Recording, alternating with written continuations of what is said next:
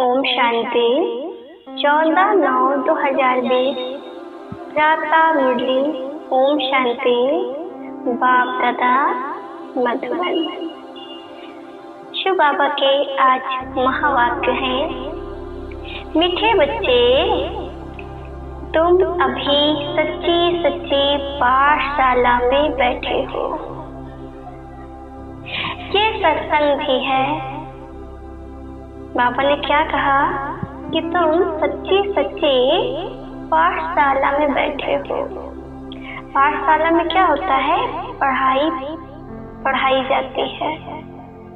तो यहाँ पे भी भगवान की पढ़ाई जाती है। बाबा ने कहा ये सत्संग भी है। सत्संग माना सत्य का संग, परम पिता परमात्मा का संग। बाबा ने कहा यहाँ तुम्हें सत्य बाप का संग मिला है जो पार लगा देता है। बाबा ने कहा ये कौन सा संग मिला है? भगवान का संग मिला है जो पार लगा देता है। क्या कहते थे कि भगवान मेरी नैया उससे पार लगा देना, भगवान मेरी नैया उससे पार लगा देना। तो परम पिता परमात्मा बाप बनकर, सतगुरु बनकर हमारी नैया पार लगाते हैं। आज का प्रश्न है, हिसाब किताब के खेल में मनुष्यों की समझ और तुम्हारी समझ में कौन सा अंतर है?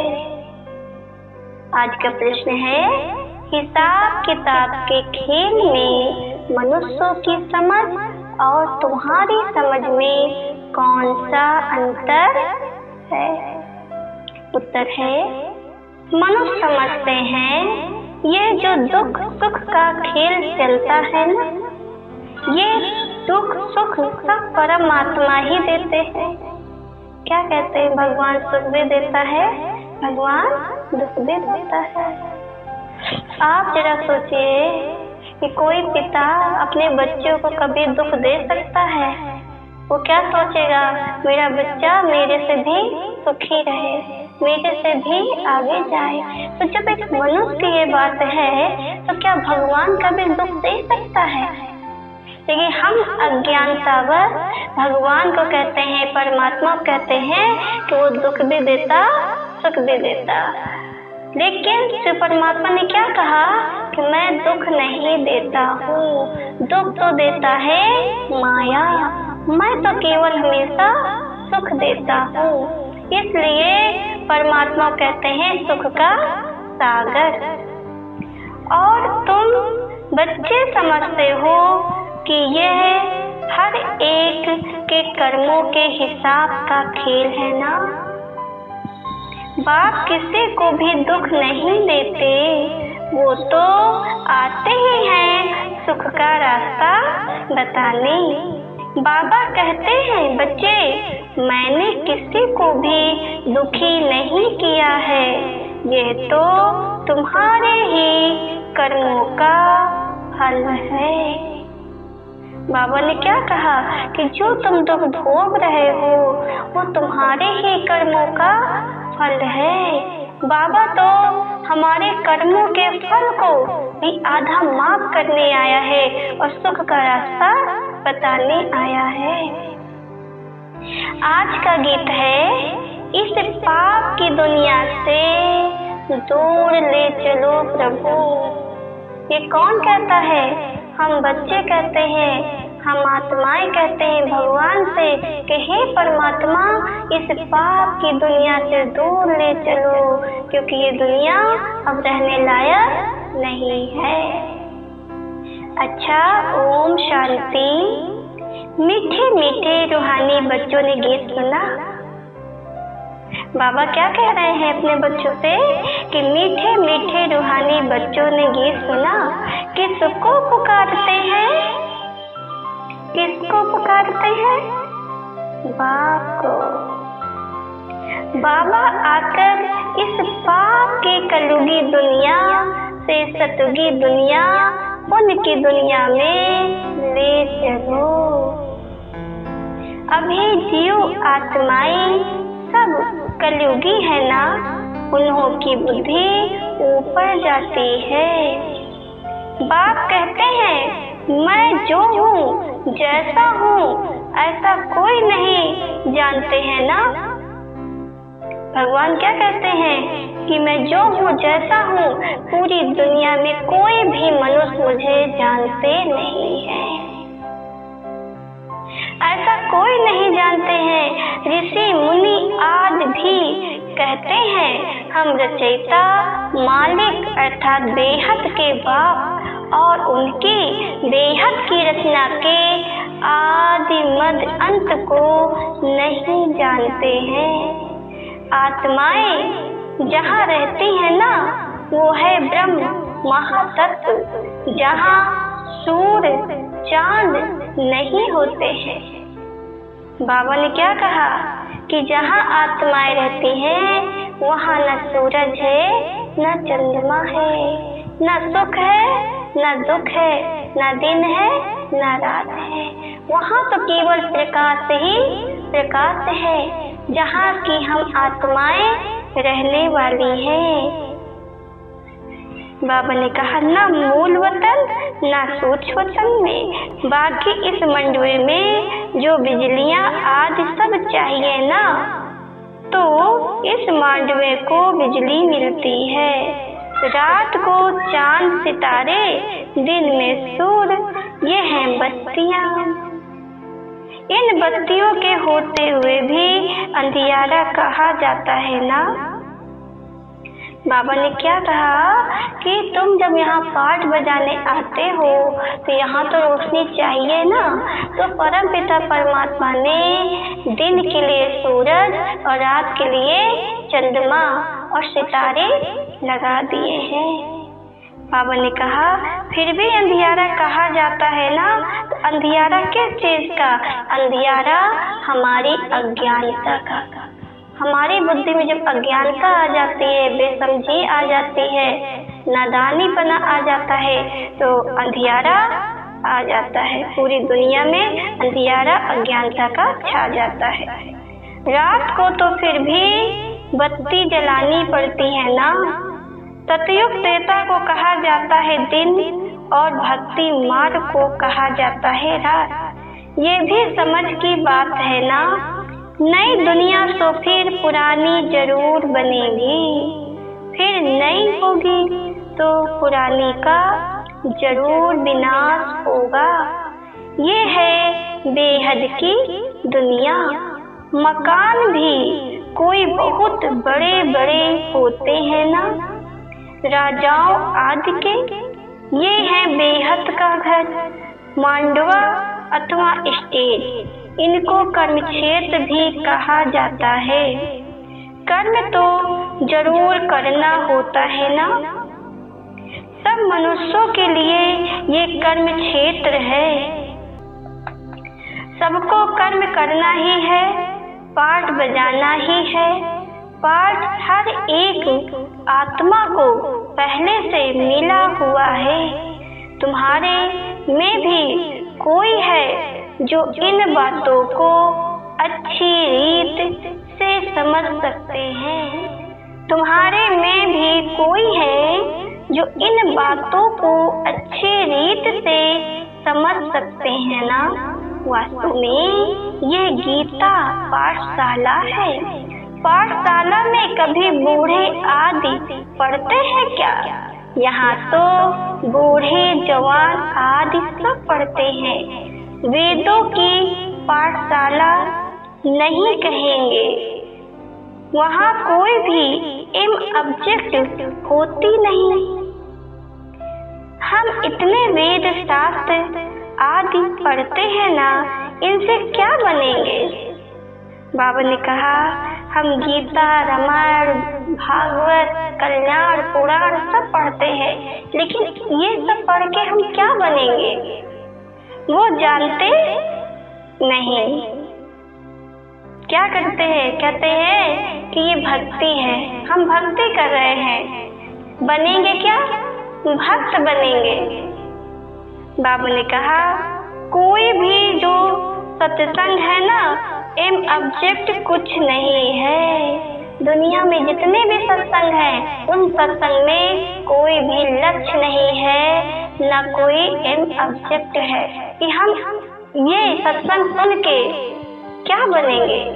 बाबा ने कहा कुछ भी नहीं जानते। अब तो उनको सत्संग कहने से लज्जा आती है ना।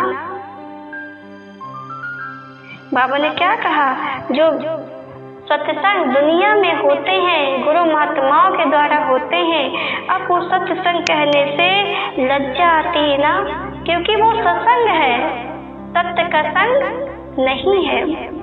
सत्य तो एक बाप ही है जिसके लिए कहा जाता है संग तारे कुसंग बुरे। कुसंग कलयुगी मनुष्यों को सत्य का संग तो एक ही है ना। अभी तुमको वंडर लगता है ना। बाबा ने कहा कि संग तारे कुसंग बुरे। अगर हम अच्छा संग करते हैं तो हम तर जाते हैं, माना अच्छी मार्ग में चले जाते हैं और हमारा कल्याण होता है। अगर हमने बुरा संग कर लिया तो अच्छी अच्छी चीजें भी बिगड़ जाती, बना हुआ घर भी बिगड़ जाता है। बाबा ने क्या कहा, संग तारे कुसंग बुरे। कुसंग कलयुगी मनुष्यों का है ना। कैसा का संग है, कैसा संग है, कलयुगी मनुष्यों का। सत्य का संग तो एक ही है। अभी तुमको वंडर लगता है ना। अब आश्चर्य लगता है कि हमारा सत्संग है, माना सत्य का संग है, हमें भगवान का संग है। अब लगता है सारी सृष्टि के आदि मध्य अंत का ज्ञान कैसे बाप देते हैं। आश्चर्य नहीं लगता है कि देखो भगवान आकर के कैसे हमें आदि मध्य अंत का राज समझाते हैं, पूरी सृष्टि का राज समझाते हैं। तुमको तो खुशी होनी चाहिए। तुम सच्ची सच्ची पाठशाला में बैठे हो। क्या समझो अपने आप को, मैं तो सच्ची सच्ची पाठशाला में बैठा हूँ, जहाँ भगवान मेरा टीचर है और हम स्टूडेंट हैं। बाकी सब है झूठी पाठशालाएं। उन सत्संगों आज से कुछ भी बनकर निकलते नहीं। जैसे कहीं हम सत्संग सुनने जाते हैं तो क्या वहाँ सत्संग सुनने से हमारे मन के पाप धुल जाते हैं? क्या हम देवी देवता बन जाते हैं? सुनते सुनते हम भी चले जाते हैं शरीर छोड़ के, फिर हमारे बच्चे भी सत्संग सुनते हैं, फिर भी उनके भी पाप नहीं खत्म होते हैं। तो बाबा कहते हैं कि बच्चे वो झूठी पाठशालाएं हैं, उन सत्संगों से हम कुछ नहीं बनते। स्कूल कॉलेज आदि से फिर भी कुछ बनकर निकलते हैं। जो स्कूल कॉलेज बनी हुई हैं उनसे तो फिर भी बन जाते हैं, कोई डॉक्टर बन जाता है, कोई टीचर बन जाता है ना, क्योंकि पढ़ते हैं ना। बाकी कहाँ भी पढ़ाई नहीं है। सत्संग को पढ़ाई नहीं कहेंगे। शास्त्र आदि तो पढ़कर फिर दुकान खोल बैठते हैं ना। क्या किया, घर में रामायण पढ़ा, शास्त्र पढ़ा, फिर जाके दुकान खोल के बैठ गए। यानी उससे हम कुछ बनने वाले नहीं हैं। बाबा ने कहा पैसा कमाते हैं ना। बहुत लोग क्या करते हैं, ग्रंथ को कंठ कर लेते हैं शास्त्र को, और उसके बाद जा करके मुँह जुबानी सबको सुनाते हैं। तो क्या कहेंगे कि बहुत बड़ा महात्मा है, देखो बिना ऐसे ही सुना रहे हैं, ऐसे मन से बहुत याद है, उनकी कमाई होने लगती है। ग्रंथ थोड़ा सीख कर गुरु द्वारा खोल बैठ जाते हैं। गुरुद्वारे भी कितने खोलते हैं। गुरु का द्वार अर्थात घर कहेंगे ना। फाटक खुलता है, वहाँ जाकर शास्त्र आदि पढ़ते हैं। क्या करेंगे, मंदिर बना लेंगे और बैठ जाएंगे। बाबा कहते हैं बच्चे वहाँ जाकर शास्त्र आदि पढ़ते हैं। तुम्हारा गुरुद्वारा है मुक्ति और जीवन मुक्ति। तुम्हारा कौन सा गुरुद्वारा है? मुक्ति और जीवन मुक्ति। सतगुरु द्वारना, सतगुरु का नाम क्या है मालूम है? क्या नाम है? अकाल मूर्तना। सतगुरु को अकाल मूर्त कहते हैं। वो आकर मुक्ति जीवन मुक्ति का द्वार खोलते हैं। अकाल मूर्त है ना, जिसको काल भी खा नहीं सकता। आत्मा है ही बिंदी, उनको काल कैसे खाएगा? बाबा क्या कहते हैं? आत्मा क्या है? बिंदी है, उसे काल कैसे खाएगा? वो आत्मा तो शरीर छोड़कर भाग जाती है। देखो शरीर को कुछ भी होता पहले आत्मा ही चली जाती है ना। अभी कहीं आग लग जाए और कोई जल जाए तो वो जलता है, लेकिन आत्मा पहले चली जाती है और शरीर से जलता ही रहता है ना। तो बाबा कहते मनुष्य समझते थोड़ी हैं कि एक पुराना शरीर छोड़ फिर जाए दूसरा लेंगी, इसमें रोने की क्या दरकार है? जब आत्मा एक शरीर छोड़ के दूसरा लेगी तो खुशी की बात है ना, लेकिन रोते क्यों हो? क्योंकि मोह जुड़ गया है ना। आत्मा तो शरीर छोड़ते छोड़ते 83 वर्ष हो गया, अब अंतिम जन्म है। आत्मा के लिए नई बात नहीं है कि पहली बार शरीर छोड़ रही है ना। लेकिन पहले था मोह नहीं था, खुशी खुशी छोड़ते थे। आज मोह हो गया है तो दुख में शरीर छोड़ देते हैं और घर वाले भी दुखी होते हैं। बाबा कहते हैं ये तुम जानते हो ड्रामा अनादि बना हुआ है, हर एक को पाठ बजाना ही है ना। बाप ने समझाया है सतयुग में है नष्टो मोह। सतयुग में कोई मोह नहीं है। मोह जीत की भी कहानी है ना। पंडित लोग सुनाते हैं, माताएं भी सुन सुनकर फिर ग्रंथ रख बैठ जाती हैं। जब माताएं भी सुनती हैं सत्संग में, बड़े बड़े गुरु महात्माएं बताते हैं तो घर में रामायण कल्याण पुराण रख लेती हैं, रोज उसका पाठ भी करती है। बाबा कहते हैं ग्रंथ रख बैठ जाती हैं सुनाने के लिए। बहुत मनुष्य जाकर सुनते हैं, उनको कहा जाता है कन्नरस। भक्ति मार्ग में कितनी कहानियां बनी हैं और जो इतनी अच्छी लगती हैं सुनने में, लोग मगन हो जाते हैं, यहाँ तक कि नाचने गाने लगते हैं। बाबा कहते हैं वो है कन रस, कान को अच्छा लगने वाला। बस कान को अच्छा लगना चाहिए, मगन हो जाते हैं। ड्रामा प्लान अनुसार मनुष्य तो कहेंगे हमारा दोष क्या है। बाप कहते हैं तुम हमको बुलाते हो। बाबा क्या कहते हैं? तुम हमको बुलाते हो कि दुख की दुनिया से ले जाओ। हे प्रभु आओ और हमको दुख की दुनिया से ले जाओ। अब मैं आया हूँ। बाबा कहे जब तुम बुलाते हो तो मैं आया हूँ, तो मेरा सुनना चाहिए ना। अब जिसको बुलाया वो आया है तो उसका सुनना चाहिए ना। बाप बच्चों को बैठ समझाते हैं। देखो भगवान अपने बच्चों को बैठ के समझाते हैं। वो किसके लिए आया है? हम बच्चों के लिए आया है। वो सबके लिए नहीं आया है, हम बच्चों के लिए आता है। इसीलिए अपने बच्चों को ही पढ़ाता है। अच्छी मत मिलती है तो वो लेनी चाहिए ना। तुम्हारा भी कोई दोष नहीं है, ये भी ड्रामा था। रामराज रावण राज का खेल बना हुआ है। खेल में कोई हार जाते तो उनका दोस्त थोड़े ही है।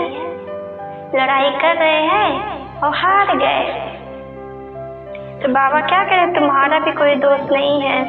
जीत और हार होती है ना, इसमें लड़ाई की बात नहीं। तुमको बादशाही थी ना, ये भी आगे तुमको मालूम नहीं था। मालूम था कि हम पहले बादशाह थे, हम राजा रानी थे, मालूम था। बाबा ने कहा, बाबा क्या कहते हैं, क्या जानते थे? कुछ भी मालूम नहीं था। क्या जानते थे? पता नहीं भगवान, हम पहले कुत्ता थे कि बिल्ली थे, कौन सा जन्म था, और सब जन्म में कर्मों की सजा भोग कर अब में हम मनुष्य बने हैं। तो ये मनुष्य जीवन बहुत अच्छा है, इससे खूब खा लो, पी लो और मौज से जीवन जी लो, बस इतना जानते थे। और जब दुखी होते थे तो क्या करते थे, हे भगवान हमारे किस पापों की सजा दी है ना। बाबा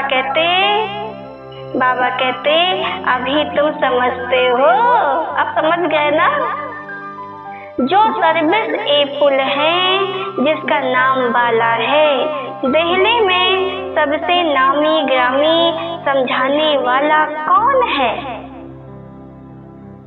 तो झट नाम लेंगे जगदीश का। तुम्हारे लिए मैगजीन भी निकालते हैं ना, उसमें सब कुछ आ जाता है।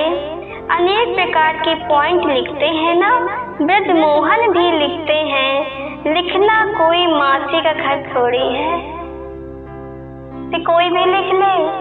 ये तो बड़े बड़े भाई हैं जिनको भगवान ने ऐसा माध्यम बनाया है, जितनी अच्छी अच्छी मैगजीन निकालते हैं, सब नहीं निकाल सकते।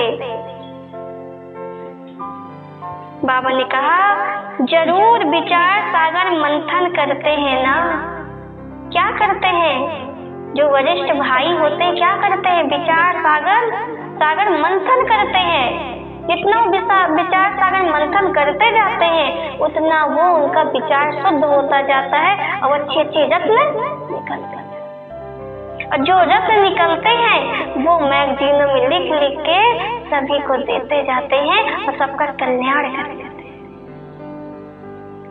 बाबा ने कहा अच्छी सर्विस करते हैं ना, कितने लोग पढ़कर खुश होते हैं। बच्चों को भी रिफ्रेशमेंट मिलती है।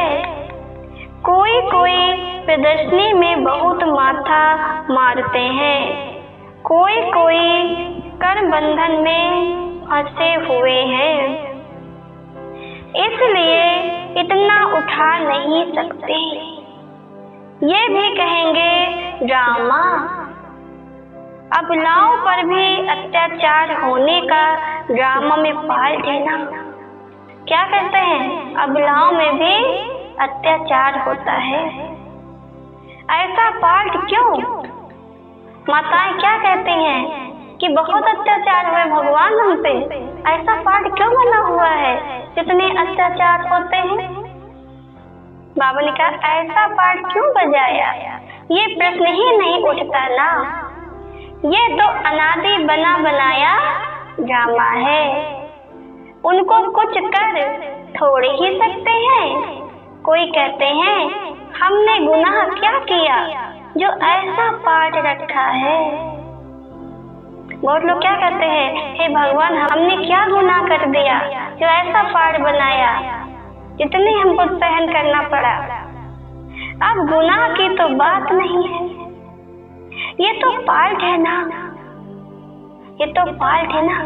जैसे पिक्चर में होता है, अगर खाली हंसने की सीन हो तो अच्छा लगेगा कि बस पिक्चर में हंसते ही रहो, या फिर लड़ाई की सीन हो तो लड़ाई ही होती रहे तो भी नहीं अच्छा लगेगा, वो लगने लगेगी ना। तो हर पार्ट जब आते हैं तो अच्छा लगता है। कभी हंसने का पार्ट, कभी रोने का पार्ट, कभी लड़ाई का पार्ट, सारे पार्ट अच्छे लगते हैं। तो बाबा ने कहा ये तुम्हारा पार्ट था, वो सीन अब तुम्हारी जा रही है और दुख की सीन तुम्हारी जा रही है, अब सुख की सीन आ रही है। बाबा ने कहा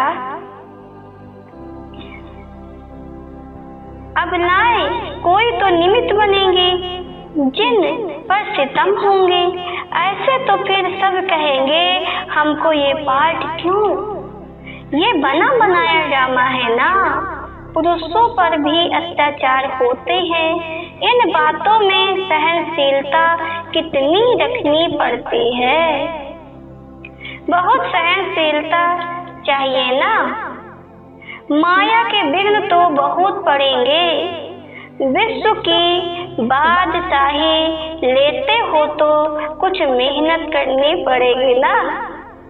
बाबा क्या कह रहे हैं, इतनी बड़ी बादशाही ले रहे हो स्वर्ग की तो ऐसे मिल जाएगी, मेहनत तो करनी पड़ेगी।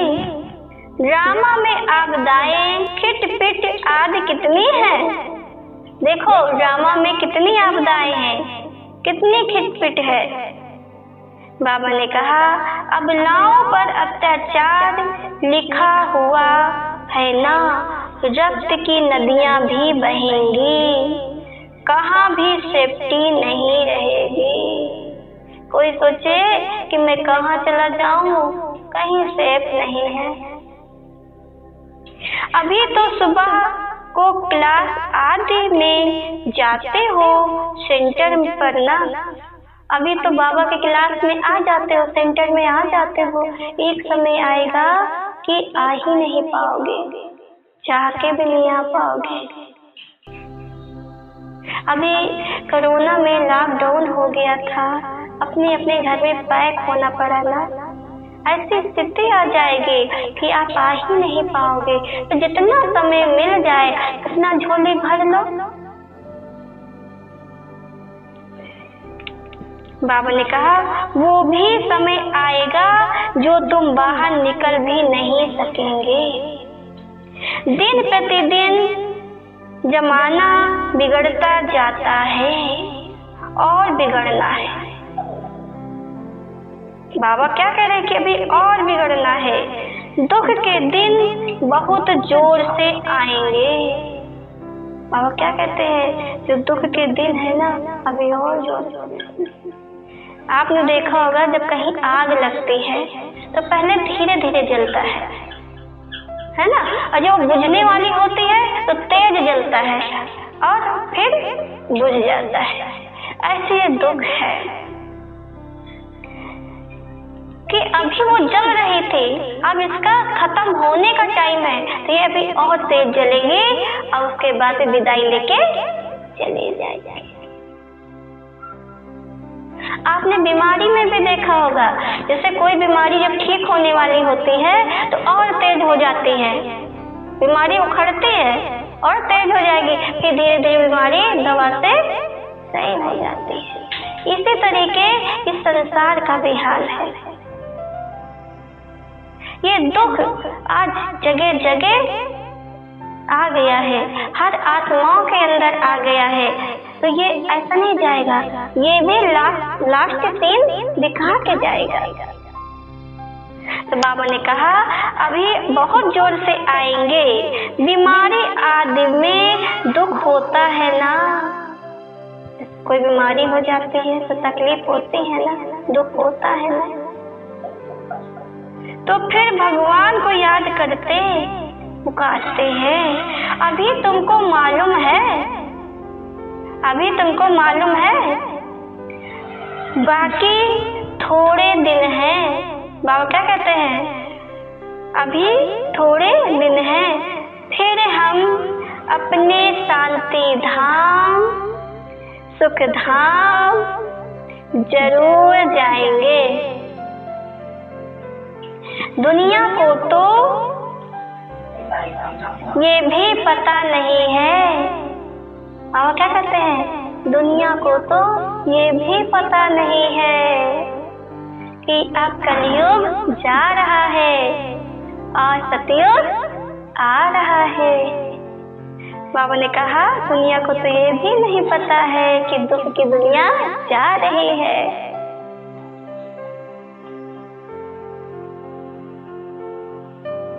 अभी तुम बच्चे फील करते हो ना, करते हो फील कि हमारी दुनिया आ रही, हमारा राज आ रहा है, सतयुग आ रहा है, जहाँ न दुख होगा न अशांति होगी, न दुख होगा न अशांति होगी। वहाँ क्या होगा? सुख होगा, शांति होगी। बाबा ने कहा अभी बाप को पूरी रीत जान गए हो। जो जान गए हैं कि बाबा हमें जो बताते हैं वो सही बताते हैं, तो हाथ उठाओ।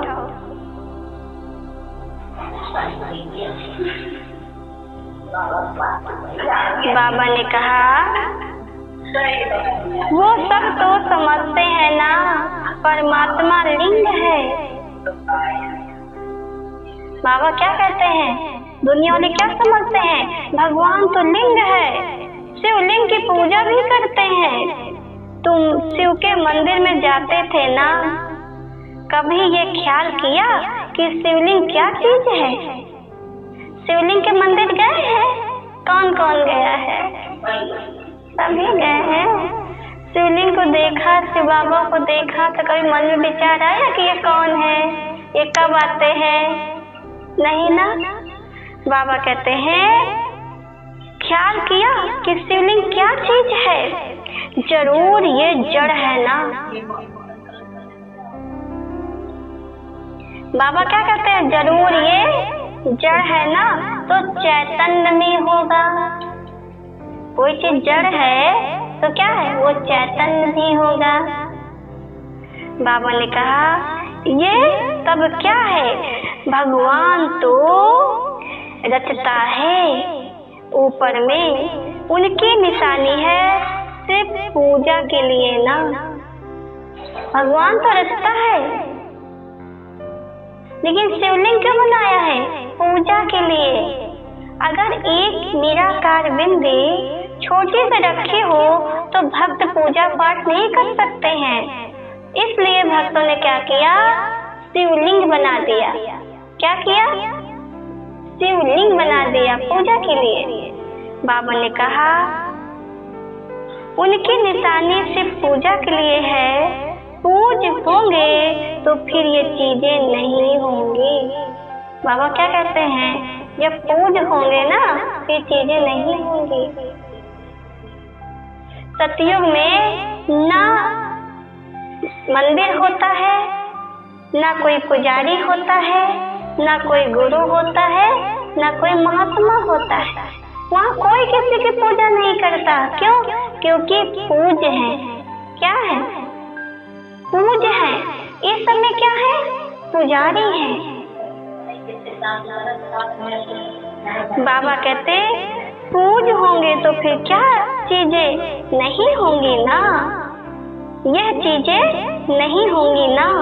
शिव काशी के मंदिर में जाते हैं, किसको पता थोड़ी है भगवान निराकार है। कहेंगे ना शिव काशी जाएंगे, लेकिन उन्हें ये पता नहीं है कि शिव तो निराकार है। बाबा कहते भगवान निराकार है, ये भी उनके बच्चे हैं। बाप के बच्चे होकर फिर हम दुखी क्यों हैं? अपने को नहीं सोचते हैं, कह देते हैं अरे भगवान के हम बच्चे हैं, भगवान तो पूरे संसार का पिता है। अब अपनी बुद्धि से सोचो, जो हमारा पिता है वो सर्वशक्तिमान है, सुख का सागर है, शांति का सागर है, और हम उनके बच्चे दुखी हैं। हम उनके बच्चे दुखी हैं। क्यों दुखी हैं? क्योंकि हम बच्चे उस परम पिता परमात्मा को भूल गए हैं। बाबा ने कहा विचार करने की बात है ना, आत्मा कहती है हम परमात्मा की संतान हैं, फिर हम दुखी क्यों हैं? बाप तो है ना ही सुख देने वाला, दुखी क्यों है? क्योंकि हमारा कनेक्शन उस ऊपर वाले से टूट गया है। आज जब भगवान से हमारा कनेक्शन टूट जाता है तो हम गली गली भटकने लगते हैं, जगह जगह भटकने लगते हैं, खोजने लगते हैं और दुखी होते हैं। बाबा कहते हैं बुलाते भी हो ना, हे भगवान हमारे दुख मिटाओ। वो कैसे मिटाएंगे? कहते हैं ना हे भगवान हमारे दुख मिटाओ, तो कैसे मिटाएंगे? आना पड़ेगा ना, भगवान को धरती पे आना पड़ेगा ना दुख मिटाने के लिए। बाबा कहते वो कैसे मिटाएंगे? दुख सुख ये तो अपने कर्मों का हिसाब है। जो दुख और सुख हमें मिल रहा है ये तो हमने कर्म किए हैं, जैसे कर्म किए हैं वैसे फल मिला है।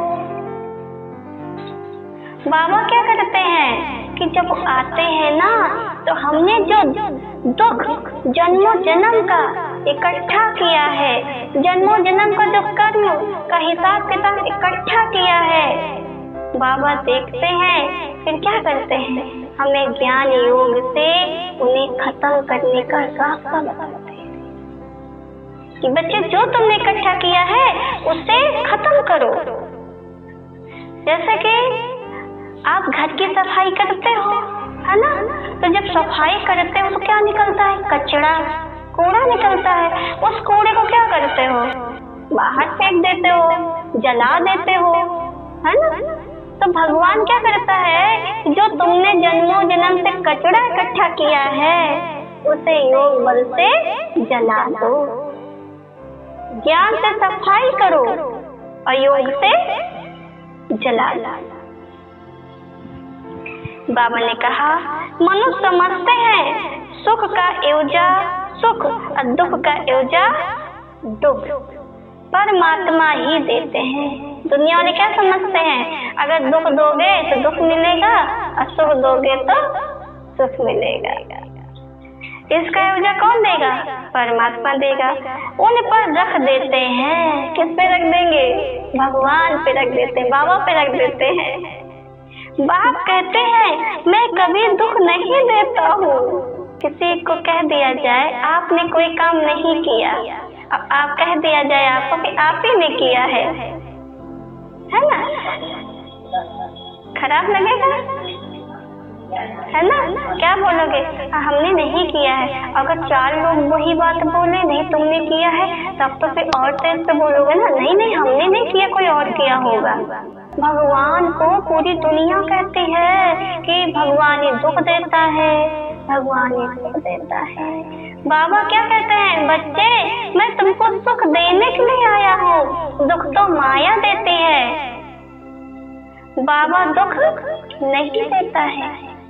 मैं तो आधा कल्प के लिए सुख देकर जाता हूँ। ये फिर सुख और दुख का खेल है। वो सुख देके जाते हैं, भगवान जब आते हैं ना सुख देके जाते हैं और हमें राज दे करके चले जाते हैं, और हम क्या करते हैं, फिर कूड़ा बटोर के अपनी झोली में बैठ जाते हैं। बच्चे को तेल काजल कर दो और कह दो देखो मिट्टी में नहीं जाना, घड़ी में खेलना, बाहर जाते बहुत गंदे हो जाते हो। वो थोड़ी देर तो घर के अंदर बैठा रहेगा, मम्मी ने डांटा है, बाहर नहीं जाएंगे। अब थोड़ी देर बाद क्या कहेगा, मम्मी थोड़ा सा खेलना है, अब की मिट्टी नहीं खेलेंगे। और वो बाहर जाता है फिर न जाने कितनी मिट्टी लगा लेता है। आपका तेल काजल जितना किया है सब बिगाड़ के चला आता है। तो बाबा कहते हैं हम बच्चे भी ऐसे ही हैं। भगवान हमें नहला धुला के ज्ञान से योग से 16 कला संपूर्ण बना के देवी देवता बना देते हैं, स्वर्ग में बैठा देते हैं। लेकिन हम बच्चे जन्म मरण में आकर के माया की मिट्टी में खेल खेल के अपना तेल काजल जो बाबा लगाते हैं उसको बिगाड़ देते हैं। बाबा कहते ये फिर सुख और दुख का खेल है ना, सिर्फ सुख का ही खेल होता, फिर तो ये भक्ति आदि कुछ ना हो। भगवान से मिलने के लिए ही ये भक्ति आदि सब करते हैं ना, करते हैं। कोई नंगे पैर गंगा नहाने जा रहा है ना, कोई नवरात भर व्रत रह रहा है, कोई एक पैर से तपस्या कर रहा है, कोई दोनों पैर पे पैर चढ़ा के तपस्या कर रहा है, कोई ऊंचे ऊंचे पर्वत चढ़ के अमरनाथ जा रहा है। किसके लिए? किसके लिए? हमें भगवान मिल जाए। सोचो कितनी तपस्या करते हैं, सोचो कितनी तपस्या करते हैं। अब बाबा क्या कहते हैं? अब बाप बैठ सारा समाचार सुनाते हैं। बाबा क्या करता है? सारा समाचार सुनाते हैं। बाप कहते हैं तुम बच्चे कितने भाग्यशाली हो, ओ भाग्यशाली। उन ऋषि मुनियों आदि का कितना नाम है, तुम हो राजऋषि। वो है हठ योग ऋषि, वो हठ से ऋषि बने हुए हैं। अपने बीवी बच्चा घर द्वार सब छोड़ दिया है और छोड़ने के बाद जाके हठ योगी बन गए हैं कि हम तो ऋषि हैं, तुम ऋषि मुनि हैं। बाबा ने क्या कहा? तुम हो राजयोगी। क्या हो? तुम हो राजयोगी। घर में रहते हुए तुम्हारी तपस्या हो रही है। तो बाबा ने क्या कहा? तुम राज ऋषि हो। ऋषि अर्थात पवित्र। तुम स्वर्ग के राजा बनते हो तो पवित्र जरूर बनना पड़े ना। सतयुग त्रेता में जिनका राज था उनका ही फिर होगा, बाकी सब पीछे आएंगे। तुम अभी कहते हो हम श्रीमत पर अपना राज स्थापन कर रहे हैं। पुरानी दुनिया का विनाश होने में भी समय तो लगेगा ना, लगेगा ना। सतयुग आना है, कलयुग जाना है। कितनी बड़ी दुनिया है। एक एक शहर मनुष्यों से कितना भरा हुआ है। धनवान आदमी दुनिया का चक्र लगाते हैं, परंतु यहाँ सारी दुनिया को कोई देख न सके। हाँ, सतयुग में देख सकते हैं, अभी नहीं देख सकते हो ना। पूरी दुनिया को देख सकते हो यहाँ से, लेकिन सतयुग में देख सकते हो, क्योंकि सतयुग में है ही एक राज।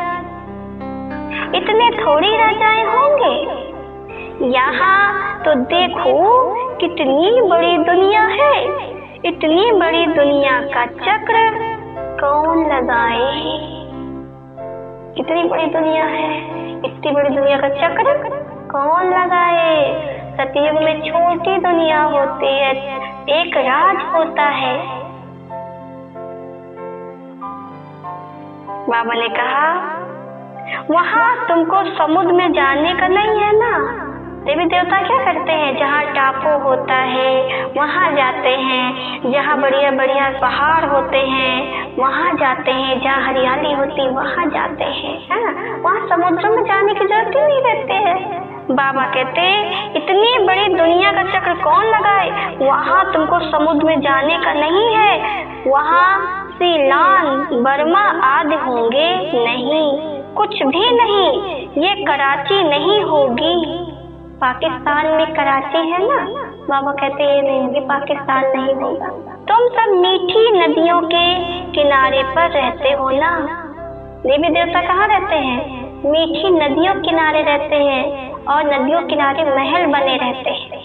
जैसे कि यहाँ देखते हो जो देवी देवताएं नामी ग्रामी होते हैं तो गंगा के किनारे ही उनका मंदिर बना होता है। जो बड़ी बड़ी देवियाँ होती, छोटी मोटी तो कहीं भी बैठा दो, लेकिन जो देवियाँ बड़ी होती हैं जिनको लोग मानते ज्यादा हैं तो वो गंगा के किनारे ही होता है। कुछ नहीं रहेगा, ये विदेश नहीं रहेगा, ये रूस, अमेरिका, पाकिस्तान, ये सब कुछ नहीं रहेगा, केवल भारत रहेगा। बाबा ने कहा, बच्चे तुम सब मीठी नदियों के किनारे पर रहते हो ना, खेती बाड़ी आदि सब होती है, सृष्टि तो बड़ी है ना।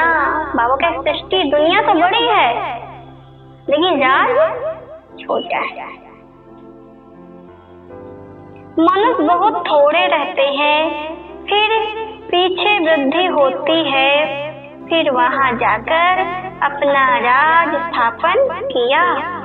धीरे धीरे हक करते गए, अपना राज स्थापन कर दिया। अभी तो सबको छोड़ना पड़ता है। एक भारत ही है जिसने किसी का भी राज छीना नहीं।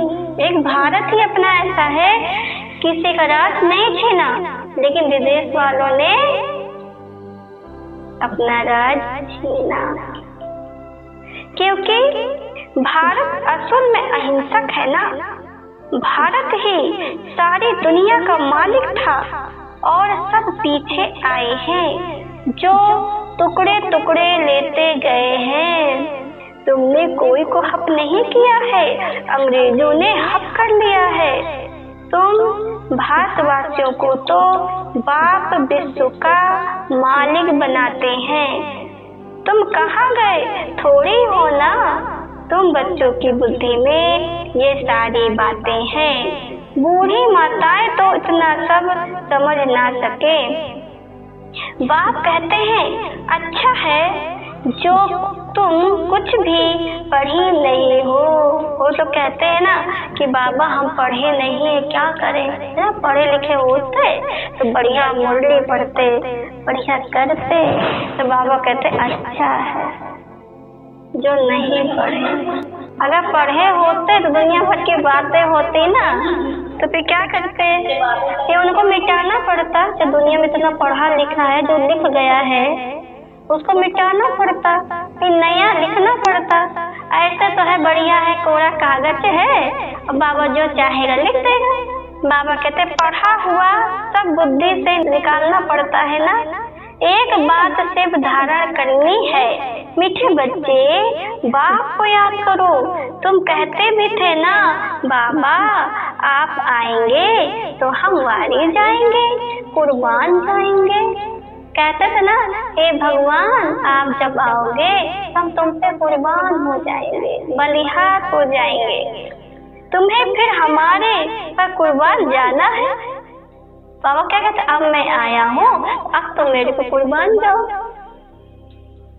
लेन देन होती है ना शादी के टाइम, स्त्री पुरुष एक दो के हाथ में नमक देते हैं।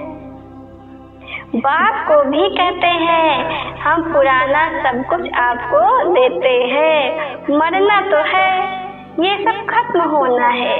आप हमको फिर नई दुनिया में देना।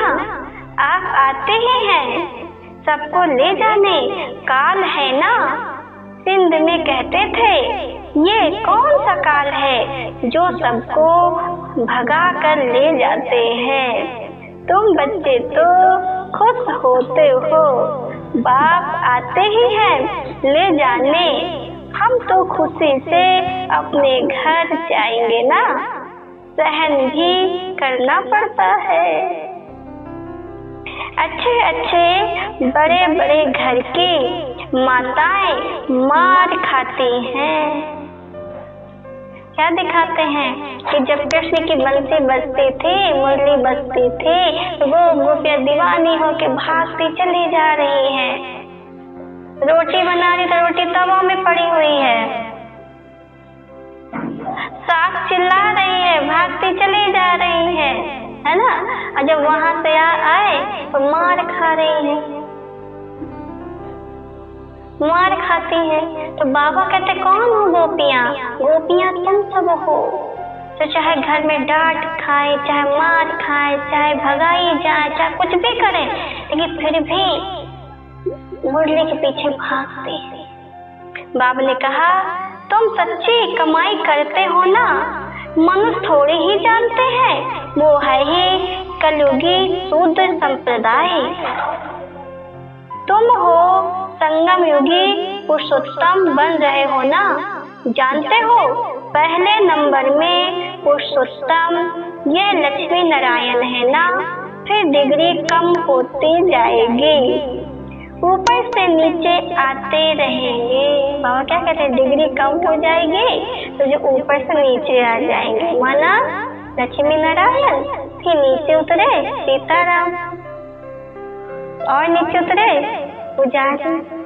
तो बाबा कहते हैं फिर आहिस्ते गिरते रहेंगे। इस समय सब गिर चुके हैं, झाड़ पुराना हो चुका है।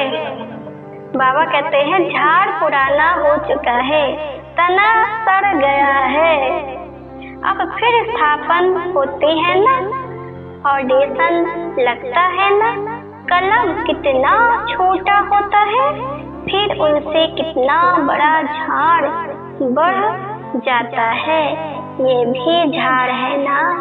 सतयुग में बहुत छोटा झाड़ होता है, अब कितना बड़ा झाड़ है, वैरायटी फूल कितने हैं।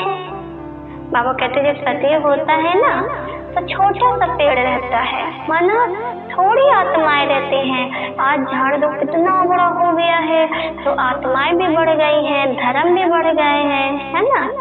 तो बाबा कहते हैं देखो कितना बढ़ गया है, ये भी झाड़ है ना, सतयुग में बहुत छोटा होता है, अब कितना बड़ा हो गया है, वैरायटी फूल कितने हैं। मनुष्य सृष्टि के एक ही झाड़ में कितनी वैरायटी है, अनेक वैरायटी धर्मों का झाड़ है मनुष्यों का।